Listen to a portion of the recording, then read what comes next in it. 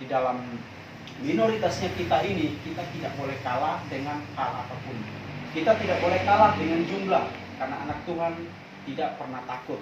Karena kita punya Allah yang dahsyat, yang selalu membela kita. Itu yang harus kita pegang. Kalau Tuhan itu adalah benteng hidup kita. Kita harus mengatakan tiap hari, iblis, kamu tidak punya kuasa untuk mengintimidasiku lagi.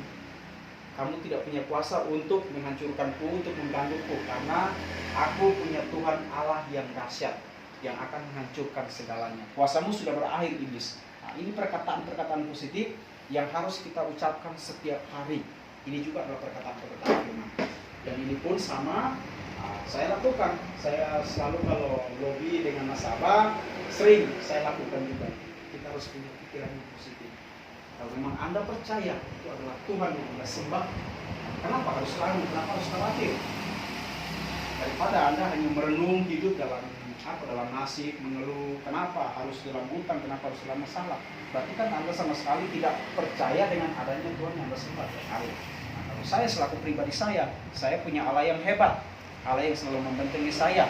Kalau saya kepingin sungguh-sungguh dengan Dia, saya harus melewati ujian, melewati peperangan yang ada. Jadi itu selalu saya ucapkan, saya berikan motivasi buat mereka. Mereka kan nggak menyadari kalau ini kan dari ayat Alkitab, jadi inilah cara-cara kita. Ini dari sini. Terus yang berikutnya ayat yang kedua, ketika penjahat-penjahat menyerang aku untuk memakan dagingku dan semua lawanku dan musuhku, mereka sendirilah yang tergelincir dan jatuh. Karena apa? Tuhan menjamin pembalasan itu. Di kitab Wahyu kan Tuhan mengatakan siapapun, jadi entah dalam mungkin dalam rencana-rencana untuk menjatuhkan kita, atau mungkin kita melakukan orang-orang ingin melakukan sesuatu yang tidak baik dalam kita, atau mungkin sudah melakukan dan kita mengalami hal-hal mungkin penindasan atau mungkin dilecehkan atau diintimidasi, kita juga berdoa sakit kepada Tuhan. Kenapa? Karena kalau seumpamanya kita menggunakan akal sehat kita, kekuatan kita untuk membalas, sama kembali lagi ke ayat 1, kita tidak percaya kalau Tuhan itu yang berkuasa untuk membalas. Nah, kita sendiri mengatakan kan pembalasan adalah hak Tuhan. Jadi ini adalah bagian dari prosesnya. Tuhan ingin memastikan kira-kira anak ini betul nggak dia ikut saya. Memang betul, Tuhan sudah mengetahui hati kita. Tuhan betul sudah mengetahui. Dalam sekejap dia bisa memulihkan hati kita. Hati yang begitu hancur, patah hati, hati yang begitu dengan keringkian, Tuhan bisa dalam sekejap langsung kasih lembut. Tetapi Tuhan tidak mau cara seperti itu. Harus kita melewati proses itu. Yang pernah saya bilang, hal yang instan itu tidak selamanya akan bertahan. Tetapi hal yang melewati proses itu hasil atau endingnya, terakhirnya itu pasti sangat memuaskan buat kita. Ada satu sejarah, ada satu cerita buat kita, histori cerita buat kita untuk bisa kita berbagi buat orang-orang. Terus di ayat yang ketiga, sekalipun tentara berkemah mengepung aku, tidak takut hatiku. Sekalipun timbul peperangan melawan aku, dalam hal ini pun aku tetap percaya. Jadi tetap di sini ditekankan kembali kepada sikap pribadi kita, Bapak Ibu ya, komitmen kita, sikap pribadi kita. Sejauh mana kita percaya kalau Tuhan akan menolong kita, sejauh mana kita berharap kepada Dia. Jadi peperangan di sini, Bapak Ibu, ini kalau mau cerita sebenarnya panjang. Bukan peperangan orang bawa senjata tembak blor-blor, atau sekarang mungkin perang invasi Rusia ke Ukraina, bukan seperti itu. Perang yang kita lakukan hari ini sama, memerangi kehidupan kita dalam rumah tangga, dalam pekerjaan. Itu anggapan juga dengan sebagian dari perang juga, perang kehidupan kita yang masih berjalan sampai saatnya nanti kita dipanggil kembali lagi kepada Tuhan. Siapkah Bapak Ibu melewati peperangan ini? Jadi tentara-tentara ya sama, dari godaan-godaan mungkin jalan ke tetangga tiba-tiba selintingan ngomong, oh orangnya kayak gini. Itu pun salah satu perang. Jadi bukan harus menggunakan senjata. Karena zaman sekarang peperangan itu bukan dengan senjata, tapi dari media-media sosial. Jadi kadang-kadang kita buka karena media sosial, buka TikTok atau buka YouTube, tiba-tiba ada komentar yang kita baca langsung jadi baper. Ini pun bagian dari peperangan kita. Jadi ribuan tentara tiap hari ratusan bahkan ribuan serangan yang itu mengarah pada kita orang-orang percaya yang memang betul-betul mengaku kalau Tuhan itu adalah Allah kita yang kita sembah. Nah, di ayat 4, satu hal telah kuminta kepada Tuhan, itulah yang kuingini, diam di rumah Tuhan seumur hidupku, menyaksikan kemurahan Tuhan dan menikmati baiknya. Jadi di sini Daud sendiri mengambil keputusan pada saat kesesakannya dia, pada saat dia mengalami goncangan setelah dia namanya mulai masyhur, mulai dieluk-elukan sama bangsa Israel, otomatis kan dikejar terus sama Raja Saul, dibenci. Dari melewati semua itu, dia mengambil keputusan. Oh ternyata punya nama besar, punya tentara yang besar, pengawal yang besar tidak menjamin dia untuk hidup tenang. Ingat ya Bapak Ibu ya. Jadi contoh mungkin kita punya kekuasaan, kita punya harta, bukan jaminan untuk kita hidup tenang. Pasti tidur malam mungkin, waduh, mungkin di belakang kaget ada bunyi produk, ada apa tuh? Coba lihat dulu. Kan takut kan mungkin, ada bunyi mungkin diambil atau apa. Tiba-tiba mungkin ada telepon dari telepon mungkin di bank di bank atau mungkin dari usaha, ada orang telepon. Paling pikirnya udah negatif, pokoknya ada masalah. Jadi tidak pernah menjamin sama sekali. Daud tidak pernah menjamin kalau dia punya pasukan pengawal yang gagah perkasa bisa menyelamatkan dia, bisa menenangkan dia, tetapi hanya kepada Tuhan. Itu keputusan yang dia ambil. Dia tetap pada Tuhan walaupun sampai pada akhir prosesnya kan kita tahu Daud seperti apa. Bahkan sampai sudah tua penggoncangan dari dalam rumah, anak-anaknya sendiri meniduri istrinya, anak-anaknya meniduri saudaranya sendiri. Jadi itu perang yang sesungguhnya sebenarnya kalau bagi orang-orang percaya yang mengambil keputusan untuk mendekat kepada Tuhan. Di ayat 5, sebab ia melindungi aku dalam pondoknya pada waktu bahaya. Ia menyembunyikan aku dalam persembunyian di kemahnya. Ia mengangkat aku ke atas gunung batu. Jadi Daud setelah dia melewati itu semua, Tuhan menepati janjinya itu semua. Pada masa tuanya dia ingin membangun bait Allah, bait suci, tetapi Tuhan sendiri berjanji bahwa dia tidak perlu membangun karena anaknya Raja Salomo yang akan melanjutkan pembangunan itu. Tapi dalam masa tuanya dia termasuk dia hidup tenang, saat hidup terakhirnya juga dia hidup tenang. Kita dari sekarang, kita masih diberikan kekuatan, kita masih diberikan kesehatan, kita fokuskan diri kita kepada Tuhan. Karena hanya pada Dia itu adalah sumber kekuatan kita, sumber pengharapan kita. Kepada Dia itu adalah jalan keluar kita, Bapak Ibu ya, menghadapi segala masalah. Karena dalam masa-masa seperti ini yang saya hadapi di fakta lapangan, kadang-kadang karena dari perbuatan masa lalu, anak-anak mereka, terus dari mereka sendiri, akhirnya pada waktu masa tua harusnya mereka menikmati kehidupan yang layak, yang tenang. Sama tadi di Mas Abah juga saya sempat ngomong juga, jangan sampai hal ini terjadi sama bapak dan ibu saat sudah tua, kepingin lihat anak atau ngomong cucu dengan enak santai, tapi anak-anak dalam keadaan susah. Kenapa? Problem terkendala utang. Jadi otomatis kalau utang kan ada BI checkingnya, ada blacklistnya, otomatis kan kemajuan pinjaman ke perbankan kan susah, nggak bisa. Harusnya masa tua kita menikmati anak-anak kita bisa lihat mereka hidup sukses, mungkin punya usaha, tapi ternyata tidak bisa hanya karena permasalahan seperti ini, karena imbasnya akan nanti ngelini semua. Hal-hal ini ya seperti yang saya bilang tadi, ya pekerjaan ini memang tidak kebetulan, tetapi inilah yang disiapkan Tuhan buat saya pekerjaan ini. 3 bulan terakhir itu yang saya bilang saya sempat down gitu. Kadang-kadang mau berangkat kok malas sekali. Mau berangkat malas, akhirnya tidur aja dari pagi sampai sore, tidur aja, bangun makan tidur. Nah, GPS ini kan dibaca terus, kadang-kadang telepon. Cuma satunya saya bersyukur karena begini, dalam pekerjaan yang saya handle ada 2 fasilitas. Jadi satu fasilitas pay letter atau dana untuk pembelanjaan barang, satunya lagi untuk uang tunai. Kebetulan saya ini dipercayakan khusus untuk pay letter. Kalau teman-teman yang lain ada pay letter sama uang tunai. Tetapi memang dalam proses penagihan pay letter ini agak rumit karena kita harus menjelaskan lebih detail. Apalagi kalau contoh kayak nasabah tidak pernah merasa menerima barang. Kadang-kadang kita sudah dituduh sebagai penipu. Oh, kita nggak terima barang. Mana barangnya? Kan mereka sengaja. Karena itu ada prosesnya sendiri, ada proses cashless-nya, semacam gestur. Jadi dia harus jadikan uang. Dia nggak terima barang. Makanya barang itu tidak dikirim ke rumah. Jadi sering keluar bolak-balik, keluar Polres. Mereka kan ingin tes kita, kami memang kan sudah niat. Tetapi saya bersyukur dengan saya menghandle fasilitas seperti ini, Tuhan berikan saya kebijaksanaan yang luar biasa. Jadi waktu perform saya selama 3 bulan aja, itu pun dari manajer sudah ngerti, paham kalau memang mengerjakan fasilitas ini lebih susah. Kalau uang tunai kan dana ditransfer dari rekening pribadi, jadi tetap mereka nggak bisa menggunakan, otomatis sudah masuk, jadi harus bayar. Itu Bapak Ibu. Nah, ini yang ayat ke-6, maka sekarang tegaklah kepalaku mengatasi musuhku sekeliling aku.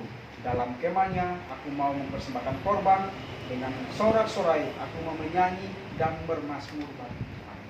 Jadi di terakhir endingnya seperti itu. Saat kita ambil keputusan buat mau melayani Tuhan, memang harus ada tahapan, ada proses yang kita lewati.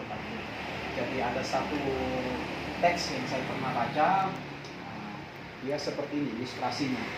Kita di dunia, kita hidup, kita sebagai orang terpandang, orang yang sangat mengasihi kita, anak kita, istri kita, semua waktu kita, kerja kita kan untuk anak istri dan orang-orang sekeliling kita. Saat semuanya itu berakhir, saat kita meninggal, kita diantar ke pemakaman, dikubur, paling bertahan berapa? Mungkin 5-10 menit daerah tempat makam itu kan sepi, ya, orang-orang sudah pada berangkat semua. Di rumah mungkin 2-3 hari anak-anak udah lupa, terus sudah nggak mikir kesedihan lagi, ayahnya atau ibunya sudah nggak ada lagi, kita nonton apa atau lain. Mungkin seminggu, 2 minggu atau sebulan istri udah lupa juga mungkin, ya mungkin nonton komedi atau gimana. Nah, mungkin ke teman-teman yang nggak bisa hadir paling ngasih kabar aja, maaf ya saya nggak bisa hadir karena saya lagi repot begini semua. Nah, berjalannya waktu, nama kita sudah dipanggil. Tetapi yang pentingnya apa? Saat kita sudah tidak ada, kita menghadap yang ilahi. Kita menghadap yang ilahi, Tuhan yang memberikan kita kekuatan, yang memberikan kita kehidupan, dan memberikan semua-semuanya saat kita di dunia.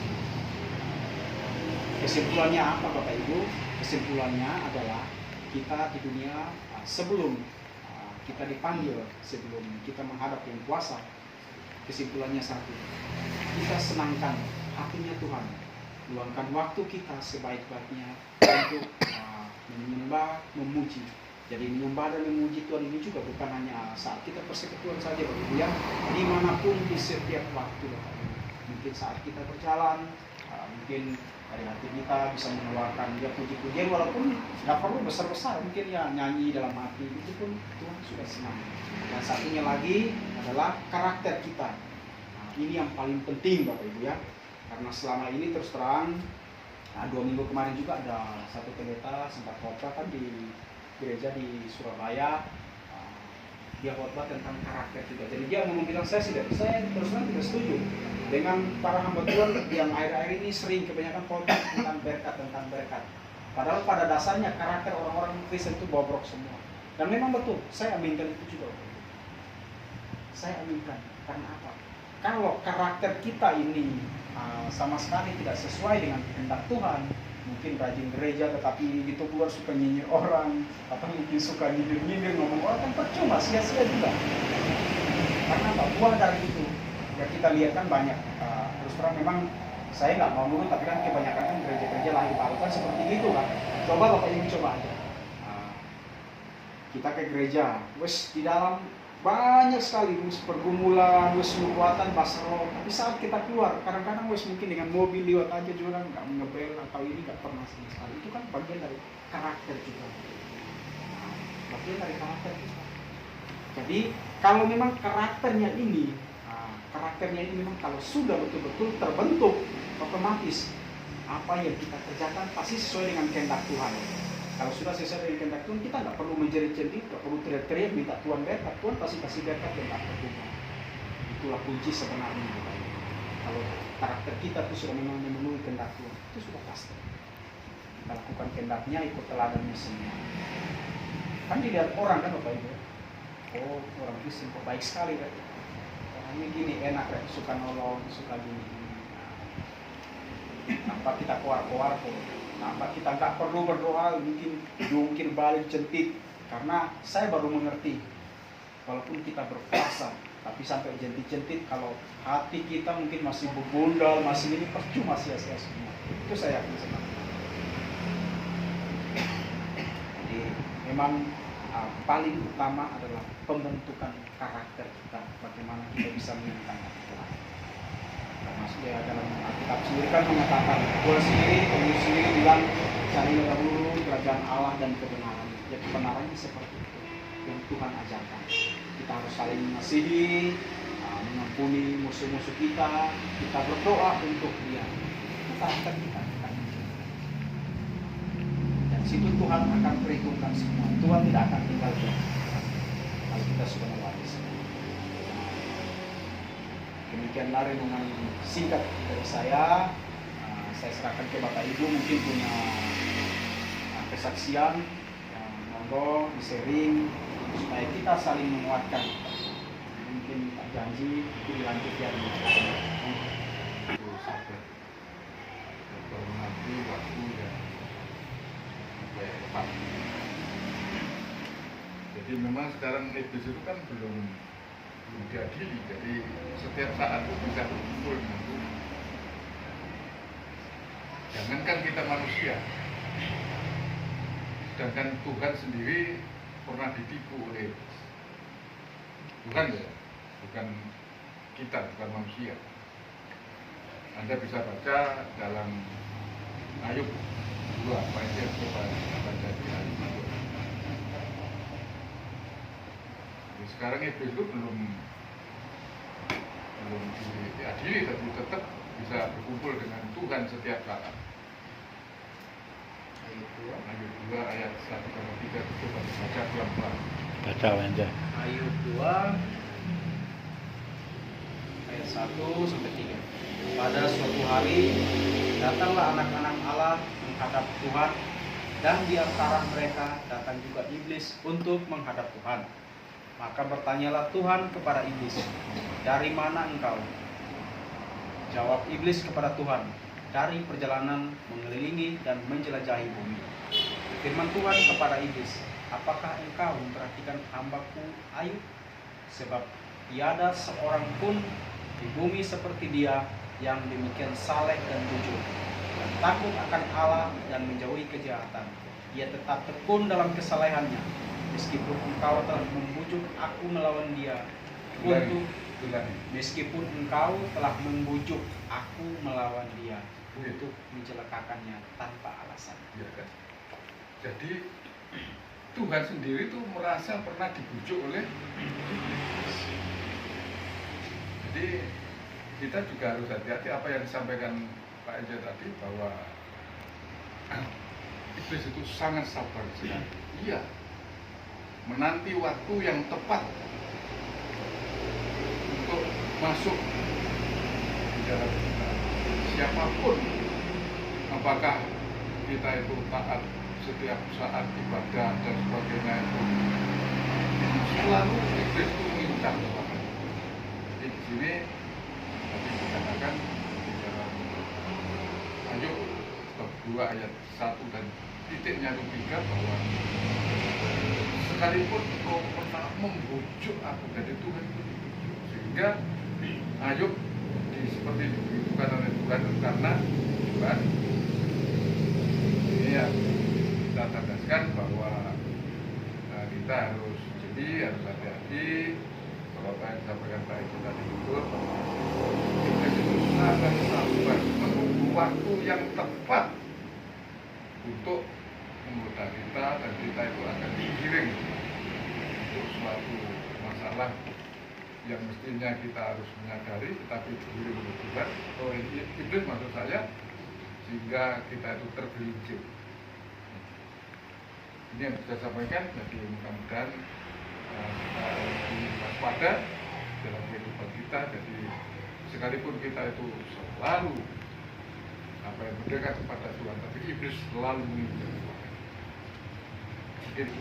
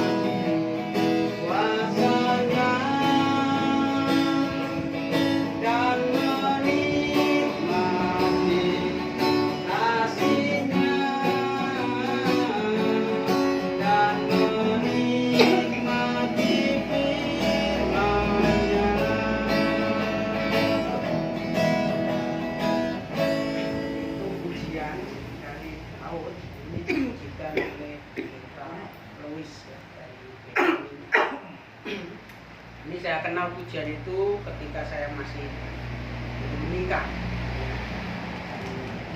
Ini kekuatan yang luar biasa dan saya juga alami. Jadi seperti pada pasal 28 itu disebutkan banyak hal. Terpujilah Tuhan, ayat yang ke-6. Terpujilah Tuhan karena Ia telah mendengar suara permohonanku. Tuhan adalah kekuatanku dan perisaiku. Jadi kekuatan dan perisai itu akan bisa kita rasakan. Perlindungan Tuhan itu bisa kita rasakan dengan nyata ketika kita mau berdoa kepada-Nya. Jika kita tidak pernah berdoa, tidak pernah memohonkan itu semua, bagaimana mungkin kita bisa merasakan perlindungan Tuhan atau kekuatan yang datangnya dari Tuhan? Nah, saya yakin dan percaya kita semua yang sudah saat siang hari ini bisa memuji, mendengarkan firman Tuhan, pasti bukan hanya pernah, tapi sering menghadapi pergumulan dan Tuhan menolong. Saya yakin. Jadi tidak mungkin ada orang Kristen bertahun-tahun menjadi murid Yesus tidak pernah menerima pertolongan Tuhan dan perlindungan Tuhan. Pasti mengalami entah itu disadari atau tidak disadari. Contoh yang sudah ada di tengah-tengah kita seperti Mbah Lurah yang beberapa waktu yang lalu mengalami kecelakaan ya, sampai akhirnya sekian bulan tidak bisa bersekutu. Tapi dia selalu bercerita bahwa dia selalu berdoa memohon kepada Tuhan kekuatannya, perlindungannya, sehingga nyata dirasakan bahwa Tuhan membersamai. Dan apa yang dirasakan itu benar-benar luar biasa, karena saya yang ikut membersamai Mbak Lurah juga ketika dalam proses pemulihan. Seharusnya itu butuh waktu lama karena kakinya yang patah itu. Iya, karena sudah usia. Sudah kiwir-kiwir. Usianya sudah Dua-duanya tulang. Tapi Tuhan beracara buat Mbak. Itu bukti bahwa sekian minggu itu loh bisa kakinya boleh napak ke lantai kan gitu. Itu kalau bukan campur tangan Tuhan tidak mungkin. Sekalipun secara medis dan juga usaha manusia ada, tapi kalau tanpa campur tangan Tuhan, sekalipun manusia mengusahakan, itu pun akan sia-sia. Di waktu itu ya banyak hal, kalau kata orang itu 5 hari operasi ikan foto itu cepat memulihkan gitu. Saya kirimi terus, saya carikan loh, saya nggak beli, saya nggak pernah beli. Saya keliling ke waduk-waduk, saya carikan, saya tembak ikan bagus, saya antar tembak. Itu bukti dari apa yang sudah terjadi. Seperti kayak Pak Pri, seharusnya dia harus bekerja. Untung dan rugi pasti diperhitungkan oleh juragan. Ini waktunya lama loh, istirahat sampai jam 2 itu kan nggak mungkin kerja sakarepe dhewe ya. Ini bukti bahwa Tuhan membentengi Pak Pri, ya, memberikan sesuatu yang khusus sehingga Pak Pri bisa ada di tengah-tengah kita sampai jam 2 lebih. Waktu di rumah saya itu sampai jam 2 lebih karena ada makan makan lontong. Jadi sampai jam 2 lebih. Itu kalau juragan itu kan harus dipecat bisa Pak Pri sebagai karyawan. Tapi juragannya pun dapat berkat Tuhan melalui Pak Pri ada. Doanya Pak Pri selalu dinaikkan kepada Tuhan tentang juragan, didoakan keberadaan Pak Pri. Itu sesuatu yang luar biasa. Jadi kita yang hadir pada siang hari ini semuanya pasti mengalami perlindungan Tuhan. Pak Nasri, Pak Janes, tinggal ku alas tambah kakean dilindungi Tuhan. Sampai gak iso cerita, kakek-kakek kan gitu. Jadi ini bukti ya bagi kita semua. Jadi ini saja yang bisa saya sampaikan, bukan menambah, tapi saya hanya ingin meneguhkan bahwa perlindungan Tuhan itu bisa nyata ketika kita sudah pernah berdoa, kita sudah menyatakannya di dalam doa dan permohonan. Mungkin bertahun-tahun kita doa, tapi tiba-tiba kita ingat, oh iya, Yubin aku tahu berdoa ini baru dijawab. Itulah cara doa, tidak instan, jadi perlu proses. Itu saja. Terima kasih. Bisa tambah sedikit. Ya, monggo, Pak Janes. Aku selama ini tidak tahu berdoa. Saya pernah melakukan firman yang baik.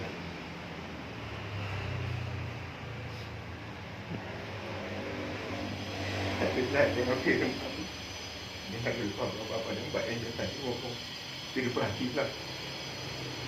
Yang utamakan sekarang saya berbahagia dan contoh di dalam masyarakat yang tidak seiman saya. Dia pun seiman dan saya tinggalkan aku di alam sendiri. Tapi aku tidak boleh melatih Tuhan bersama saya. Dan saya sudah tahu. Ini ada foto. Aku juga kaget. Semua jemaat, semua KKN dari seluruh Indonesia di Gunung Sari datang di rumah saya. Tapi semua rata-rata Islam. Tagal mereka melihat tingkah laku aku di kampung sebagai anak Kristen yang sendiri di dalam lingkungan seiman yang saya pribadi aku kemanapun aku sapa orang, memang saya bersyukur karena punya kesalahan bagi orang yang sudah pernah mengatakan sampai mati pun saya tidak akan sapa kamu, tapi Tuhan saya sapa duluan, Tuhan sudah tegur, saya tegur dia duluan, saya tegur. Sampai sekarang dia yang lebih tegur aku duluan. Dan anak-anak KKN ini datang tadi malam, kemarin sore. Aku juga ada foto, semua bisa lihat di gubuk saya. Mereka melihat, mereka bantu-bantu menyimpan yang kotor-kotor diangkat semua. Saya bersyukur karena saya di situ saya berkata-kata, mereka minta hari Jumat, sampai saya bilang jangan. Hari Jumat saya ada punya persekutuan doa, ada, jadi saya tidak akan kerja kemana-mana, saya akan mau persekutuan doa. Dan aku belum minta Kamis, waktu juga waktunya nggak panjang. Mereka datang jam 6 pagi sampai jam 8 pagi. Dan aku juga bersyukur aku bisa berdoa pada mereka, dan mereka sering sampai bingung, orang kampung juga bingung. Kalau mereka dapat aku tuh di jalan tuh langsung salam aku salam. Padahal orang kampung pun juga tidak pernah disalim oleh mereka. Itu yang mereka bangga karena Yesus ada di aku. Puji Tuhan. Itu yang aku bangga. Karena aku tinggal di alam. Mereka jalan kaki saja. Mereka jalan kaki jam 5:30 sampai di rumah jam 6 pagi di rumah saya. Mereka bilang, Bapak, baik, doang aku panggil aku apa-apa, saya bilang gak usah panggil bapak, mau panggil saya om, kakek juga silakan. Saya bersyukur karena saya sudah datang oleh sudah adik-adik dari mahasiswa sekolah KKN ini ke rumah saya juga dengan tidak bawa apa-apa, tapi mereka membawa ada kadang untuk saya sampai malu hati, sampai saya bilang kok mereka bisa melihat aku seperti ini, kok aku tahu mau bicara apa, karena semua aku bicara masalah kegiatan aku dan masalah aku kelompok doa ini yang membesarkan aku, dan mau pulang aku bilang gini, saudara-saudara, adik-adik, memang adik-adik tidak seiman dengan saya, tapi adik-adik sudah datang di rumah saya, pintu rumah ini ada Tuhan di sini yang bersama saya, jadi saya minta berdoa untuk adik-adik pulang, saya berdoa. Lalu saya berdoa, memang saya berdoa memang nggak sempurna seperti bapak-bapak yang ngasih, tapi Tuhan tahu, itu Tuhan yang tahu, aku serahkan pada Tuhan. Itu saja yang aku bisa sampaikan, dan aku bersyukur karena ada firman tadi Pak Injil bilang perlakuan, memang saya sekarang tuh perlakuan saya di antara desa Bungasari, Mayasari sampai Ciping itu, jangan aku membuat salah bagi orang, karena di pandanganku bukan pandang saya, pandang orang yang Kristen yang lain, pandang Tuhan itu yang mereka bilang aku punya jelek ya Tuhan. Itu saja aku jaga, itu saja. Sampai Pak Pri telepon aku tetap tidak ambil kemana kegiatan hari Jumat lagi, aku mau ke sini. Itu saya yang bisa saya sampaikan. Terima kasih. Kesaksian yang luar biasa, Ibu. Jadi memang itu hal penting Bapak Ibu ya, dalam kehidupan kita sehari-hari, dimanapun kita berada, menentukan karakter itu paling penting. Ini ada satu kejadian luar biasa yang seandainya waktu itu sampai terjadi, mungkin di daerah India, negara India sampai sekarang mungkin mau dibilang mayoritasnya mungkin orang Kristen semua. Kita ingat tokoh India Mahatma Gandhi, dia sendiri dulu waktu penjajahan bangsa Eropa ke sana, dia kan ke gereja, karena waktu itu kan mau dibilang ras atau bicara tentang etnis itu kan masih keras, rasis kan. Jadi saat dia ke gereja, karena dia kan sering lihat orang gereja gini-gini semua, jadi tapi saat dia ke gereja di sana ternyata apa? Dia malah dilarang, diusir sama orang-orang Kristen sendiri. Dari situ dia tahu, dia sendiri mengatakan dia sangat mencintai, dia bangga dan kagum sama tokoh yang namanya Yesus, dan dia sangat mencintai orang Kristen, tetapi dia tidak akan mau menjadi seorang pemeluk agama Kristen. Andai kan hal itu waktu itu kalau mungkin dia diterima, ya kan, dia diterima dengan baik dan itu dalam pelayanan itu tidak ada gate atau tidak ada sekatan, mungkin sekarang kan India bukan mayoritas itu kan bukan agama lain, agama Hindu atau Buddha, itu pasti adalah orang-orang Kristen. Jadi hal ini pun kita jangan lihat dari beda keyakinan. Kadang-kadang kita sesama seiman pun ya biasanya kadang-kadang seperti itu. Dan itu hal itu banyak yang terjadi. Jadi kembali lagi di pribadi kita, tiap hari kita harus mengatakan hal positif kalau kita adalah orang yang mengerti firman, kita adalah orang yang dipercayakan Tuhan, dan kita adalah orang yang diberikan hikmat. Yang penting sesuai dengan isi firman ini. Jadi semua perkara apapun, ya seperti di Filipi 4 ayat yang ke-13, segala perkara dapat ditanggung di dalam Dia yang memberikan kekuatan kepada kita. Kita nyanyikan lagunya, baik. Tahu Pak ya? Dalamnya yang memberi kekuatan, Tuhan Yesus menolong dan sahabat. Tetap percaya. Tetap percaya, Tuhan setia. Segala perkara dapat ditanggung. Segala perkara dapat ditanggung Di dalam Dia.